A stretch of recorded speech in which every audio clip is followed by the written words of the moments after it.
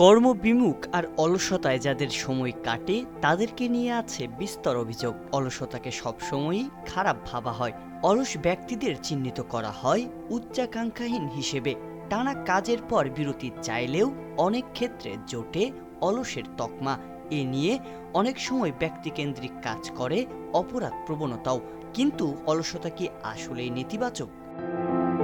এর উত্তর হলো না।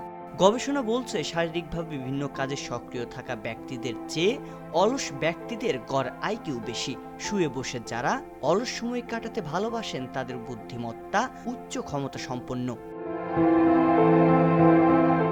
সাধারণত কায়িক পরিশ্রমের সাথে যারা নিজেদেরকে নিয়োজিত রাখেন, যেমন পেশাগত কর্মকাণ্ড, ঘুরে বেড়ানো বা আড্ডা দেয়া, তাদের বুদ্ধিমত্তা তুলনামূলকভাবে কম। ফ্লোরিডা গলফ কোস্ট বিশ্ববিদ্যালয়ের সাইকোলজি বিভাগের অধ্যাপক ডক্টর টড ম্যাকেলরয়ের নেতৃত্বে একটি দল জার্নাল অব হেলথ সাইকোলজিতে অলস মানুষের বুদ্ধিমত্তা নিয়ে একটি গবেষণা প্রকাশ করেছেন। গবেষণাটি করা হয়েছে ৩০ জনের দুইটি দলের উপর। শারীরিকভাবে যারা সক্রিয় এবং যারা অলস সময় কাটান তাদের ভিতর বেশ কিছু বিশেষ বৈশিষ্ট্য দেখা গেছে। কায়িক শ্রমের সাথে নিয়োজিত ব্যক্তিরা সহজে বিরক্ত হয়ে যান। কিছু না করে সময় কাটানোতে তাদের সায় মেলে না। দৈনন্দিন জীবনে নানাবিধ ব্যস্ততা তাদেরকে ঝক্কির মাঝেও ফেলে দেয়। তবে এসবের থেকে দূরে বেশ নিরাপদে অবস্থান করেন অলস ব্যক্তিরা।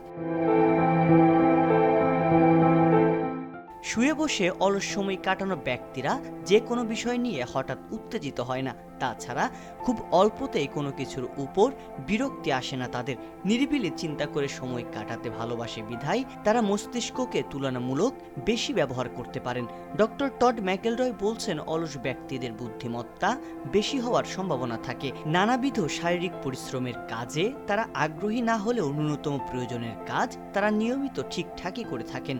যদিও সব অলস ব্যক্তির গড় বুদ্ধিমত্তা যে অন্যদের তুলনায় বেশি হয় এমনটাও সবসময় ঘটে না। তবে মজার বিষয়, গবেষণাটি বলছে যারা অলস অবস্থায় দিন কাটাতে ভালোবাসেন তারা জীবনসঙ্গী হিসেবে এমন মানুষকেই পছন্দ করেন যারা শারীরিক পরিশ্রম করতে পছন্দ করেন। অবশ্য একজন অলস ব্যক্তি কেন কর্মক্ষম মানুষকে জীবনসঙ্গী হিসেবে পছন্দ করেন তার ব্যাখ্যা গবেষণাতে উল্লেখ করা হয়নি।